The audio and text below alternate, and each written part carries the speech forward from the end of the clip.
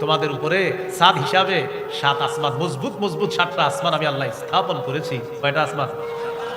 কেন জানো? আল্লাহ বলেন ওয়াজআলনাস সামাআ সাকফাম মাহফুজা, তোমাদেরকে সুরক্ষা দেওয়ার জন্য আমি আল্লাহ এই সুরক্ষিত ছাদ তথা আসমানকে তোমাদের জন্য একটা সুরক্ষিত ছাদ হিসাবে স্থাপন করেছি।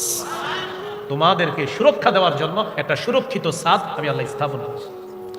কোন খুঁটি ছাড়া আল্লাহ এটাকে উঠে রাখছে। সূরা রুমের 25 নম্বর আয়াতে আল্লাহ বলেন ওয়ামিন আয়াতিহি আন তাকুমাস সামাউ ওয়াল আরদু বিআমরি। আল্লাহ বলেন আসমান এবং জমিন এইভাবে যে আছে, আসমানটা এইভাবে আছে, জমিনটা এইভাবে আছে, এটা আল্লাহর নিদর্শনাবলীর মধ্যে অন্যতম নিদর্শন। এটা কিভাবে আছে জানো? আমি আল্লাহর হুকুমে খুঁটি ছাড়া আসমান দাঁড়িয়ে আছে, আমি আল্লাহর হুকুমে ওই পাহাড়ের মাধ্যমে এই ভাসমান পানির উপরে এই জমিনটা স্থির হয়ে আছে।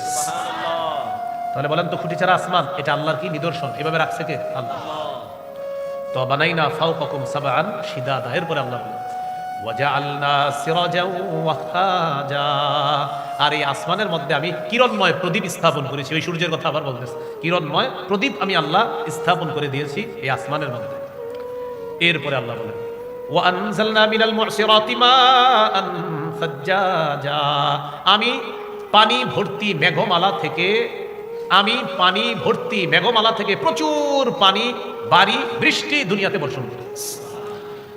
আমি পানি ভর্তি মেঘমালা থেকে প্রচুর পানি, প্রচুর বাড়ি, প্রচুর বৃষ্টি আমি আল্লাহ দুনিয়াতে নাজিল করি। কেন?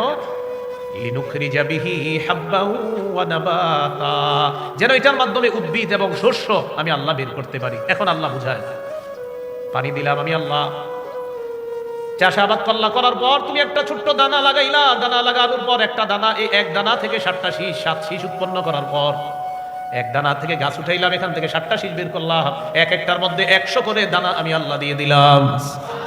লাগাইছি বাটি, এখন একটু কিভাবে মাটিটা খুলে দিয়ে কিন্তু লাগানোর পরে তাকায় থাকবেন, হ্যাঁ খুলে না উঠবে না, মাটিটা এইভাবে দিয়ে রাখবেন, কিছুদিন পরে উঠে যাবে। তো আল্লাহ বলেন এই যে এটা দিলা, এই যে আমি উঠাইলাম, এই যে পানির মাধ্যমে এটার প্রাণ সঞ্চার করলাম, তোমারও মরার পর আমি আল্লাহ আবার পুনরুত্থান করব। তুমি একটু খুলে দেখো এটা। আল্লাহ দেখতেছি তো ওঠে না, না ওঠে না তো বুঝো না, তুমি চাইলে হবে না, আমি চাইলে হবে। এক দানা আমরা লাগাইলাম, আসমানের পানি আল্লাহ দিলেন, তো আল্লাহ বলেন আমি আবার এগুলার প্রাণ ফিরিয়ে দিই, আমি আল্লাহ দুনিয়াকে সজীব করি পানি দ্বারা, মৃত জমিনকে আবার জিন্দা করি। তো মৃত জমিনকে যদি আমি আল্লাহ আবার জিন্দা করতে পারি, তোমার মৃত্যুর পর আবার তোমাকে জিন্দা করবো।